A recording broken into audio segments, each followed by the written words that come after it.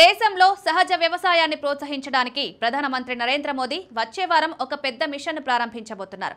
7.5 లక్షల హెక్టార్లలో భూమి స్థిరమైన వ్యవసాయాన్ని ప్రోత్సహించడం, 1 కోటి మంది రైతుల ఆదాయాన్ని పెంచడం లక్ష్యంగా పెట్టుకుని 2481 కోట్ల కార్యక్రమాన్ని ప్రధాని మోదీ కొన్ని రోజుల్లో అధికారికంగా ప్రారంభించనున్నారు. ఒక సీనియర్ ప్రభుత్వ అధికారిని ఊటంకిస్తూ ఈటీ నివేదికలో వెల్లడైంది. ఈ పథకానికి national mission on natural farming అని పేరు పెట్టారు. దీన్ని ప్రభుత్వం థింక్ ట్యాంక్ నీతి ఆయోగ్ రూపొందించింది. ఈ మిషన్ వ్యవసాయం, రైతు సంక్షేమ మంత్రిత్వ శాఖ కింద నడుస్తుంది.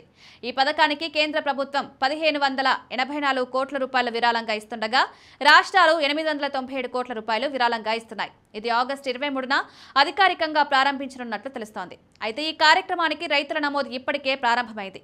నివేదిక ప్రకారం వ్యవసాయ మంత్రిత్వ శాఖ ఈ పథకాన్ని రాబోయే 2 ఏళ్ల పాటు నిర్వహిస్తోంది. దీని తర్వాత దాని విజయం, బడ్జెట్ కేటాయింపుల ప్రకారం దీనిని ముందుకు తీసుకెళ్తారు.